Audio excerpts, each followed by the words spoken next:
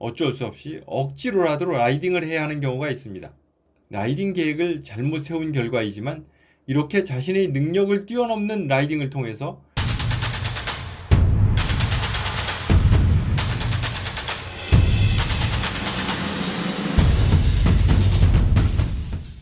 안녕하세요. 자전거 여행TV 플래닝스입니다. 이번 영상에서는 전기 자전거에 대한 이야기를 하겠습니다. 전기 자전거를 가지고 계시거나 혹은 새로 구매하려고 하는 분들이 참고하면 좋겠습니다. 아직도 자전거 여행TV 구독자가 아니신 분들은 구독과 좋아요, 알림 설정 해주시기 바랍니다. 요즘은 전기 자전거가 대세라는 이야기를 자주 듣습니다.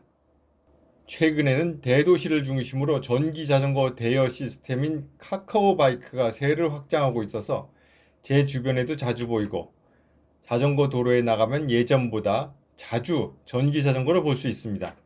이렇듯 전기 자전거는 힘들이지 않고 자전거를 탈 수 있다는 장점으로 인해서 많은 사람들의 관심을 끌고 있습니다. 이번 영상을 만들기 위해 여러분들이 실제 경험담을 들어봤습니다.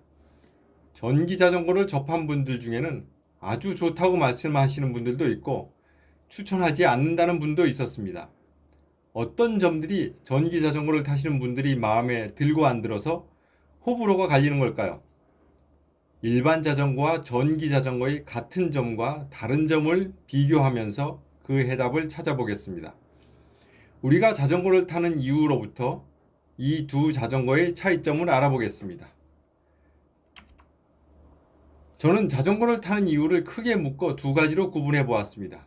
첫째는 이동을 위한 수단이고 둘째는 건강관리를 위한 수단입니다. 이동을 위한 수단이란 말 그대로 출퇴근을 하거나 약속 장소에 나가는 것과 같이 자기가 원하는 장소에 가는 목적으로 자전거를 타는 겁니다. 이동수단이라는 측면에서 전기 자전거는 일반 자전거와 동일하거나 그보다 효과적인 측면이 있습니다. 힘들이지 않고 이동할 수 있는 장점이 있으니까 그렇습니다. 두 번째, 건강관리 수단으로 자전거를 사용한다는 측면을 다시 정신건강적 효과와 체력 증진 효과로 나누어 보았습니다. 정신건강적 효과라면 자전거를 통해 정서적인 만족감을 얻을 수 있다는 겁니다. 일상에서 벗어나 자전거를 타고 온몸에 스치는 바람을 맞고 달리는 그 자체로 스트레스가 해결되고 즐거움을 느끼는 것이 정서적인 만족감이고 정신건강적 측면에서의 긍정적 효과라고 볼 수 있습니다. 우리 몸은 운동할 때 엔돌핀이 방출되어 행복하고 차분하고 낙관적인 느낌이 드는데 자전거를 타는 것으로 이런 효과를 볼 수 있습니다. 이 점은 일반 자전거와 전기 자전거 사이에 별 차이가 없다고 봅니다. 다음으로 체력 증진 측면입니다. 다른 말로 한다면 운동 효과입니다. 전기 자전거를 작동하는 방식은 두 가지 방식이 있습니다. 스로틀 방식과 파스 방식입니다. 두 가지 방식을 모두 사용하는 전기 자전거도 있습니다. 스로틀 방식은 페달을 돌리지 않아도 스위치만 켜면 자전거가 전진하는 방식이라 운동 효과가 전혀 없으니 논외로 하겠습니다. 그 다음 파스 방식은 라이더가 페달을 돌리면 전기 모터가 구동되는 방식으로 일반 자전거를 타는 것에 비해서 대략 30% 운동 효과가 있다고 합니다. 파스 방식의 전기 자전거는 일반 자전거보다 무겁습니다. 전원을 끄고 라이더의 페달링만으로 움직이면 일반 자전거보다 체력 소모가 많을 것입니다.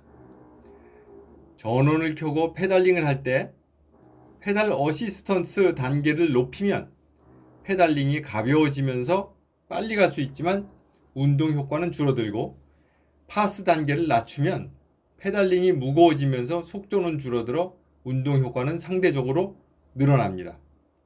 그러니 전기 자전거로 운동 효과를 보려면 전원의 도움을 적게 받는 방법으로 라이딩을 하면 됩니다. 이렇게 하면 운동 효과가 분명히 있습니다. 이론상으로 그렇습니다.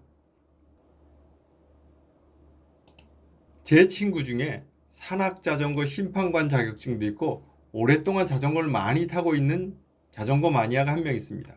그 친구 이야기입니다. 전기 자전거가 한 대 생겨서 전기 자전거로 출퇴근을 했답니다. 그렇게 자출을 하다가 2달 만에 일반 자전거를 탔는데 자전거 타는 게 그렇게 힘들더랍니다. 다리 근육이 완전히 풀려 있어서 말 그대로 다리가 리셋된 상태였다고 합니다. 그 친구는 누가 전기 자전거를 타겠다고 하면 양손을 들어 말린다고 합니다. 제가 인터뷰를 해본 다른 분 중에 전기 자전거의 운동 효과에 아주 만족하는 분도 있었습니다. 태백 MTB 회장님입니다. 일전에 백두대간 종주 중에 만항제에서 만나서 알게 되었습니다. 그때 제 영상에 출연도 하셨습니다. 회장님은 전기 MTB에 아주 만족하고 계셨습니다. 운동 효과 측면에서 이전에 일반 MTB를 타고 다니던 때와 비슷한 수준의 근력을 유지하고 있다고 말씀하십니다. 다리 근육이 아직 빵빵하다고 합니다. 제 친구는 2달 만에 다리 근육이 리셋되었고 회장님은 근력이 유지된다고 합니다. 두 사람의 차이는 뭘까요? 먼저 제 친구의 자출용 전기 자전거 라이딩을 살펴보겠습니다. 첫 번째로 주목할 점은 사람은 적응력이 아주 빠른 동물이라는 겁니다. 서면 앉고 싶고 앉으면 눕고 싶은 것이 인지상정입니다. 전기 자전거를 타고 출퇴근을 하면 전기 끄고서 달리고 싶을까요? 전기 켜면 훨씬 쉬운데 출근해야 할 사무실이 한창 남았는데 천천히 한참 동안 가고 싶을까요? 실제로 그렇게 할 수 있을까요? 한두 번 할 수 있어도 꾸준할 수는 없다고 봅니다. 제 친구는 분명히 전기 도움을 충분히 받았던 것 같습니다. 두 번째 관점은 운동 강도 측면입니다. 전기 자전거는 일반 자전거에 비해 대략 30%의 운동 효과가 있다고 했습니다. 자전거 타는 것을 통해 얻을 수 있는 대표적인 운동 효과는 심폐기능과 근력 향상입니다. 우리 몸의 심폐기능이 향상되고 근력이 발달하려면 평소보다 강한 자극이 있어야 합니다. 그런데 일반 자전거를 탔을 때 받을 수 있는 자극이 100%라고 했을 때 전기 자전거로 받을 수 있는 자극이 30%라면 운동 효과 측면에서 기대할 수 있는 것도 그 정도라는 겁니다. 심폐기능 측면에서 유산소 운동, 즉 심폐지구력 운동은 적정 심박수 이상을 유지해야 운동이 됩니다. 동일한 조건이라면 일반 자전거를 타는 것에 비해서 전기 자전거를 탈 때에는 상대적으로 낮은 심박수를 유지하게 됩니다. 이 낮은 심박수는 상대적으로 저강도 운동 효과에 기여합니다. 대개는 심박수가 높아져서 호흡이 가빠지면 전기 스위치의 단계를 올리게 될 것이므로 이는 자연스러운 현상입니다. 근력 향상도 마찬가지입니다. 평소 활동 범위를 벗어나는 강도 높은 운동을 하면 근섬유에 미세한 손상이 발생합니다. 손상이 발생하면 사이토코카인이라는 면역세포가 운동 후 휴식 시간에 손상된 부위를 복구합니다. 이렇게 복구되는 과정에서 근육이 두꺼워져서 강해지는 겁니다. 근섬유가 손상되려면 어느 정도 이상의 강도 높은 운동을 해야 합니다. 전기 자전거가 일반 자전거에 비해서 30% 이하의 운동 효과라면 일반 자전거와 동일한 시간을 운동하면 근섬유의 손상을 기대하기 어렵습니다. 지금 말씀드린 두 가지 관점에서 전기 자전거로 자출을 했던 제 친구는 심폐지구력 향상과 근지구력 향상을 위한 자극이 부족했던 겁니다. 전기 자전거를 타면서 어느 정도 부하가 있으니 운동이 된다고 생각을 했지만 실은 자극이 부족했던 겁니다. 2달이 지난 후에 일반 자전거를 타니 체력이 리셋된 자신을 발견하게 된 겁니다. 그러면 MTB 회장님의 경우에는 어떻게 근력이 유지되었다고 느끼는 걸까요? 인터뷰를 하면서 앞에서 말한 제 친구와 다르다고 느낀 점은 그분의 라이딩 스타일입니다. 회장님은 한 번에 라이딩을 나가면 일반 MTB를 탔던 것보다 더 먼 거리를 더 오랫동안 라이딩 한다고 합니다. 한 번 라이딩을 하면 보조 배터리를 지참해서 장거리를 주파한다고 합니다.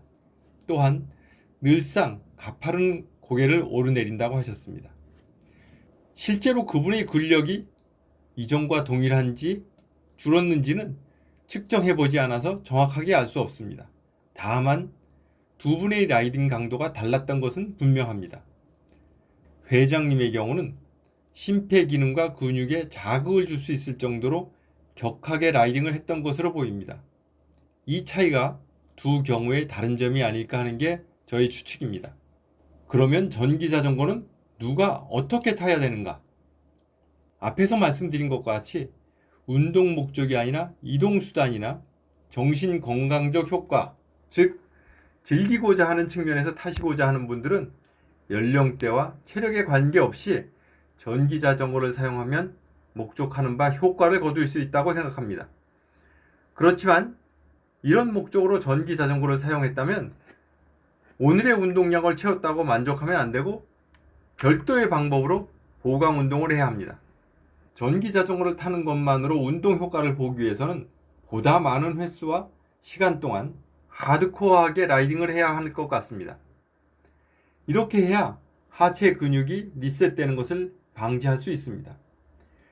일반 자전거를 타던 자전거 동호인이 나이가 들어서 체력적으로 부담이 되는 상태라면 전기 자전거가 좋은 해결책이라고 생각합니다. 태백 MTB 회장님의 경우에는 연세가 들어감에 따라서 저하되는 체력을 전기의 힘이 회춘시켰다고 볼 수 있을 겁니다. 또한 사고나 질병으로 체력이 저하되어 회복기에 있는 환자라면 의사의 처방에 따라 전기 자전거를 저강도 회복 운동용 수단으로 활용하는 것도 좋을 것입니다. 저는 얼마 전까지만 해도 전기 자전거를 무릎 관절이나 허리가 아픈 분들이 타면 좋겠다는 생각을 했었는데 이번에 생각을 바꾸었습니다. 파스 방식 전기 자전거는 멀리 갔다 돌아올 때 무릎이 아프고 허리가 아파도 페달링을 계속해야 주행이 됩니다. 갈 때는 기분 좋게 갔는데 돌아올 때 페달링 하는 게 너무 고통스러웠다고 자신의 경험담을 말씀해 주신 분이 있었습니다. 이런 경우에는 별도 프로그램으로 관절 주변과 코어 근육을 강화해야 합니다. 자전거를 타다가 좀 무리해서 장거리 주행을 하면 몸은 지칠 대로 지쳤지만 목적지나 집에까지 가려면 어쩔 수 없이 억지로라도 라이딩을 해야 하는 경우가 있습니다. 라이딩 계획을 잘못 세운 결과이지만 이렇게 자신의 능력을 뛰어넘는 라이딩을 통해서 우리 몸의 심폐기능과 근육은 성장하게 됩니다. 여러분이 자전거를 타고자 하는 목적은 무엇입니까? 이동수단입니까? 정신적 만족입니까? 아니면 운동입니까? 지금까지 말씀드린 내용을 참고하여 자신의 여건과 추구하는 라이딩 스타일을 고려한다면 내게 맞는 자전거를 선택할 수 있습니다.